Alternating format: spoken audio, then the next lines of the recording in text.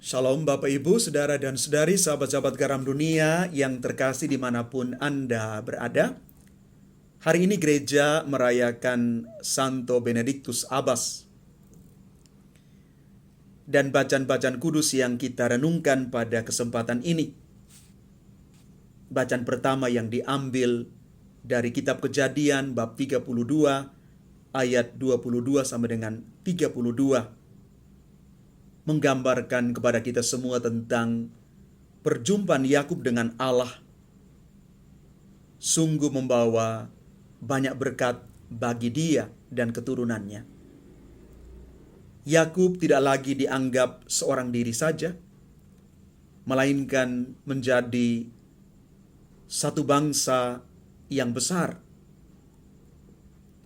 Berkat Allah itu senantiasa memberikan kelimpahan dalam hidup kita, bila kita tetap bersandar kepada Tuhan sendiri. Selanjutnya di dalam Injil Matius bab 9 ayat 32 sampai dengan 38. Yesus mengatakan kepada kita sekalian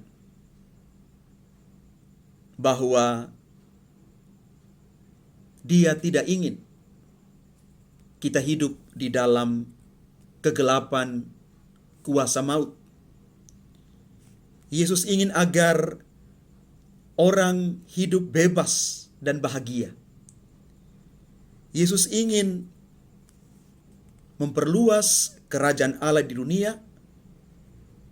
Karena itulah Yesus terus berusaha mencari pekerja-pekerja untuk kerajaan Allah itu.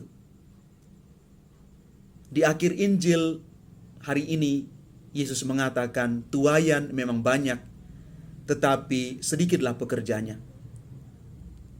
Karena itu mintalah kepada Tuhan yang empunya tuaian, supaya Ia mengirim pekerja-pekerja untuk tuaian itu. Bapak, Ibu, Saudara, dan Saudari yang terkasih di dalam Tuhan, hari ini kita bersama-sama merayakan pesta Santo Benedictus Abbas.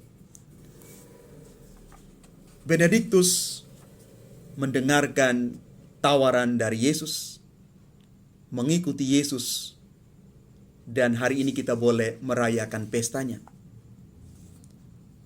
Santo Benedictus itu lahir di Nursia pada tahun 480. Ia pernah belajar retorika. Itu adalah satu keterampilan seni berbicara di kota Roma. Di usia yang ke-14 tahun, dia memutuskan untuk menjadi seorang pertapa setelah dia bertemu dengan Abbas Romanus. Salah satu keutamaan yang paling menonjol dari Benedictus adalah kegigihannya, komitmennya dalam mempersembahkan kemurniannya kepada Allah. Bapak, Ibu, Saudara, dan Saudari yang terkasih, selanjutnya Santo Benedictus mendirikan biara-biara untuk para pengikutnya. Ia kemudian menuliskan regula hidup atau peraturan hidup yang dia dirikan di biara di Monte Cassino. Monte Cassino itu 130 km bagian tenggara kota Roma. Dan dari Monte Cassino inilah kemudian kita kenal lahirlah Ordo Santo Benedictus. Ordo ini menjadi cikal bakal hidup membiara di Gereja Katolik Roma hingga saat ini. Benedictus adalah pribadi yang begitu dekat dengan Allah.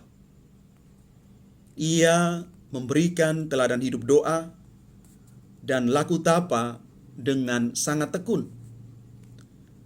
Kedekatannya dengan Allah membuatnya mampu menghadirkan Allah dalam banyak mujizat.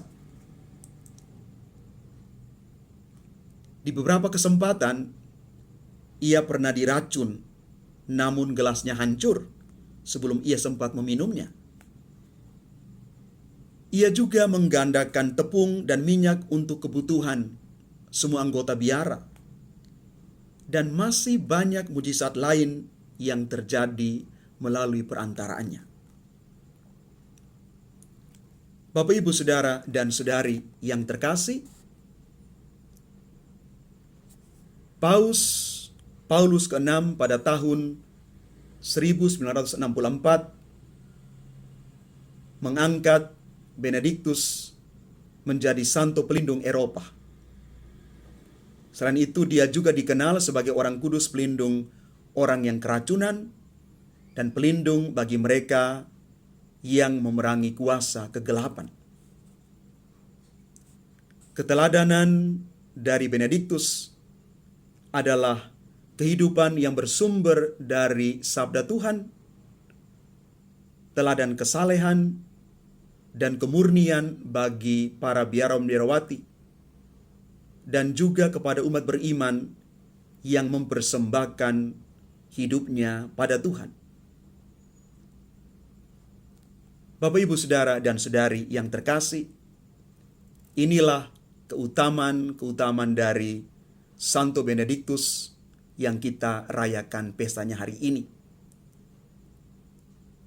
Saya mengakhiri permenungan ini dengan kata-kata dari Regula Santo Benediktus. Dia mengatakan begini, "Janganlah hilang harapanmu dari rahmat Allah." Mari Bapak, Ibu, Saudara dan Saudari yang terkasih, semoga kita tidak hilang harapan di tengah dunia ini dan terus mengandalkan Tuhan di dalam hidup, karena Tuhan membutuhkan kita sebagai pekerja-pekerjanya. Tuhan memberkati kita sekalian. Amin.